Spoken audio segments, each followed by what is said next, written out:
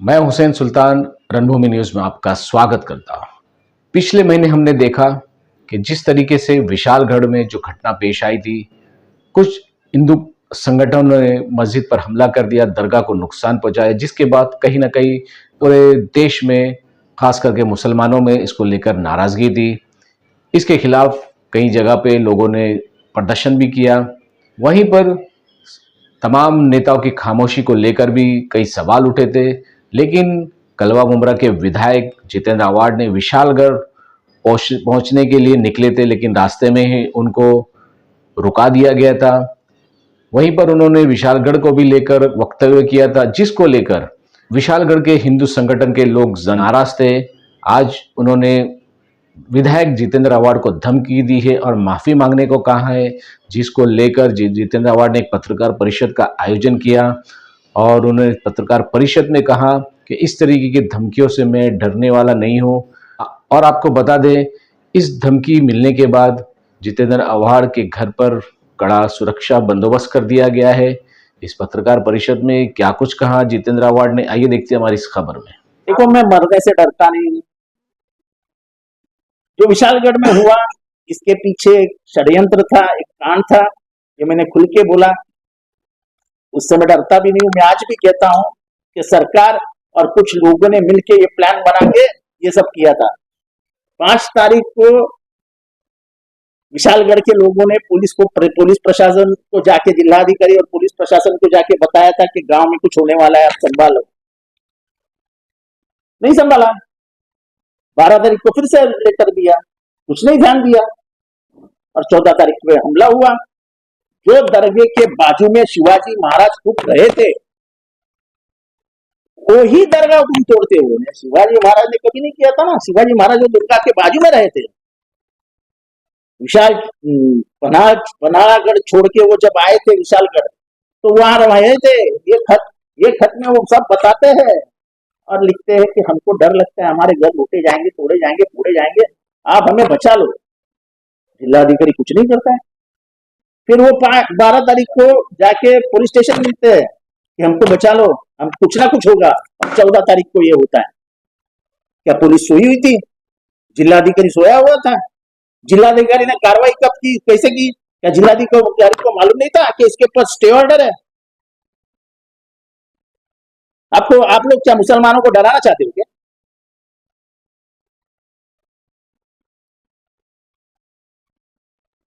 और गजापुर में तो हिंदू मुसलमान दोनों एक होकर लड़ाई लड़ रहे हैं, क्योंकि वो गांव में पिछले 450 सालों में, जब से शिवाजी महाराज के बाद ये गांव बसा है, ये शिवकालीन गांव है, कभी भी जातीय तेज नहीं आई थी। दिवाली हो या दसरा, ईद हो या मुहर्रम, एक साथ मनाया जाता।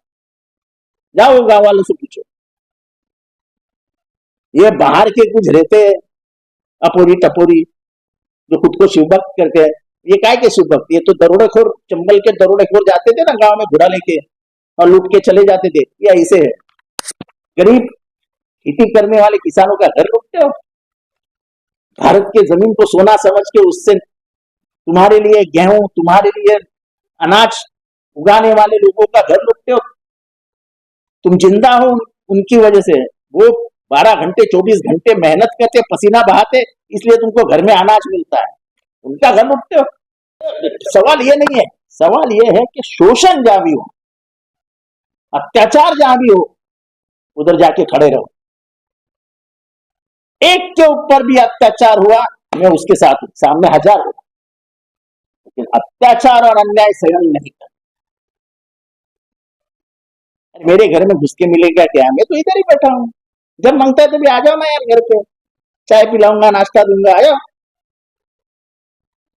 खाली टाइमिंग बता के आओ, ताकि घर में चाय पोहा वगैरह तैयार करने को टाइम मिले।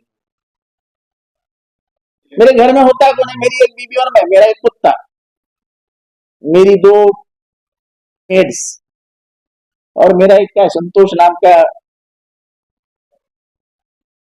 तो मेरे घर में कोई नहीं। आ जाओ। देखो, जिंदगी में जो कुछ कहता हूं इधर से कहता हूं, माफी मैं जिंदगी में नहीं मांगूंगा।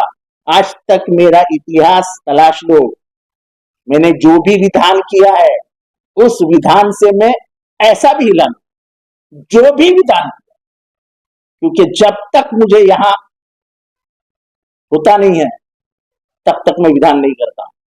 तुम दंगा करोगे, तुम दंगे में शामिल भी होगे और फिर कहोगे माफी मांगो।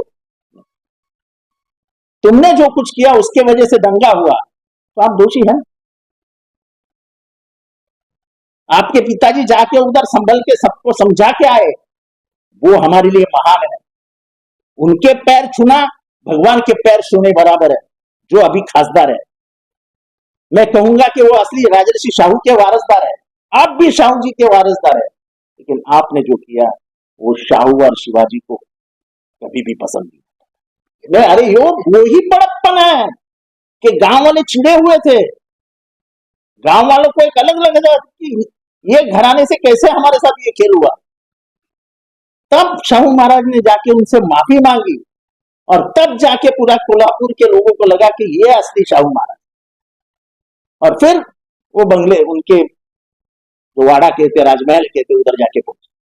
मुझे गर्व है आज भी शाहू का खून कोल्हापुर में जिंदा है, छत्रराजर्षि शाहू का। देखो शाहू महाराज वो है जिसने भारत को आरक्षण सिखाया। शाहू महाराज वो है जिसने डॉक्टर बाबा साहेब अम्बेडकर को डॉक्टर बाबा साहेब अम्बेडकर बनाया, उनको उनकी शिक्षा के लिए पैसा दिया।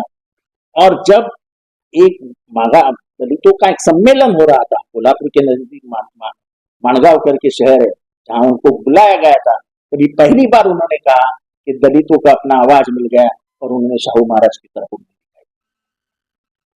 वो शाहू महाराज, राजर्षि शाहू। और आज के जो खासदार है हमारे राजर्षि शाहू, वो शाहू महाराज, उनको मैं सही से सलाम करता हूं कि इस समस्या का हल उन्होंने निकाला। एक राजा जाके गांव में माफी मांगता है बैठे हुए लोगों की, ये बहुत बड़ी बात है।